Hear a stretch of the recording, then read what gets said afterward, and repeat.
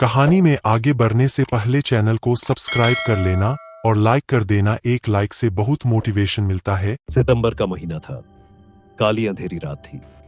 धीरे धीरे से हवा की ठंडी लहरें आ रही थी। आकाश में बिजली चमक रही थी। महेंद्र चाचा अपने घर से दूर अपने खेत में खाट में सोए हुए थे। उनका खेत गांव के तालाब के पास था।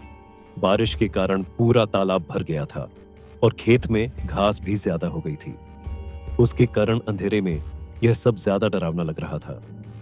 उस तालाब के किनारे आम के 6 से 7 बड़े बड़े पेड़ थे। आम के पेड़ की डालियों के आवाज भी काफी डरावना लगता था। अचानक खेत में बंधी हुई भैंसों ने चिल्लाना शुरू कर दिया। महेंद्र चाचा को पता ही नहीं चल रहा थी कि आखिर यह भैंसें ऐसा क्यों कर रही है। उन्हें लगा कि शायद ठंडी के कारण यह भैंसें ऐसा कर रही होगी। इसीलिए महेंद्र चाचा के खेत में चिमनी जलाई। उस चिमनी के उजाले में महेंद्र चाचा की नजर उनके खाट पे पड़ी। उन्होंने देखा कि एक स्त्री उनकी खाट पे बैठी है। यह देखकर उनका शरीर डर के मारे कांपने लगा।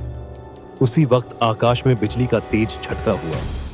वैसे तो महेंद्र चाचा बहादुर थे, लेकिन आज उन्हें भी थोड़ा डर लग रहा था। उसी वक्त काका ने आग में सूखी घास डाली और आग को ज्यादा बढ़ाया। इसकी वजह से वो औरत ठीक से दिखाई दे रही थी। महेंद्र चाचा ने तापने के साथ बैठे बैठे ही बूम लगाई, कौन है? पर सामने से कोई प्रतिक्रिया नहीं मिली। इसीलिए काका अचंभित रह गए। उनकी समझ में कुछ नहीं आया। काका खड़े हो गए। इसीलिए महेंद्र काका ने सोचा कि अब डरने से कुछ नहीं होगा। मुझे हिम्मत से काम लेना पड़ेगा, क्योंकि जो डर गया वो समझो मर गया। चाचा ने एक बड़ी लकड़ी हाथ में ले ली और बोले, कौन हो तुम? तुम्हें क्या लगता है कि मैं तुमसे डर गया हूं? लेकिन सच तो यही था कि चाचा अंदर से पूरी तरह से डर के मारे कांपने लगे थे। चाचा का यह गुस्से वाला रूप देखकर वो स्त्री खड़ी हो गई और जोर से बोली, क्या तुम मुझसे नहीं डरते? चाचा ने हिम्मत की और बोले, यहां से चली जाओ, वरना यह लाठी से मार मार के तेरा सिर फोड़ दूंगा। इतना ही बोलता महेंद्र चाचा ने लाठी उठाई और उसी वक्त उस औरत ने आवाज उठाई, अब तू मुझे मेरे ही घर से बाहर निकालेगा? यहां पर तो मेरा बचपन गुजरा है। यह मेरा ही घर है। मैं यहां सालों से रह रही हूं। यह सुनकर चाचा का डर और गुस्सा दोनों ही शांत हो गए। उन्हें लग रहा था कि मेरे सामने जो औरत खड़ी है उसे मैं जानता हूं। उसकी आवाज भी जानी पहचानी लग रही थी। चाचा सोचने लगे कि आखिर यह औरत है कौन? अगर मैं इस औरत को जानता हूं तो आखिर यह इतनी भयानक और विकराल रूप में क्यों है? अचानक, अरे यह तो ज्योति है, मेरी बड़ी बहन। बचपन में मैं और ज्योति साथ में ही खेत में चार काटने का काम करते थे। अब महेंद्र चाचा को पूरी बात समझ में आ गई। यह ज्योति के बचपन की बात है। जब ज्योति 14 साल की थी, तब इसी खेत में गांव के कुछ बच्चों के साथ खेल रही थी। दूसरे बच्चों की तरह ज्योति भी पेड़ पर चढ़कर एक डाल से दूसरे में डाल पर छलांग लगा रही थी। अचानक ज्योति जिस डाल पर बैठी थी वह डाल टूट गई और ज्योति मुंह के बल नीचे गिर गई। यह देखकर सारे बच्चे डर के मारे चिल्लाने लगे। चिल्लाने की आवाज सुनकर बड़े लोग वहां पहुंचे और ज्योति को उठा के अस्पताल ले गए। लेकिन तब तक काफी देर हो चुकी थी।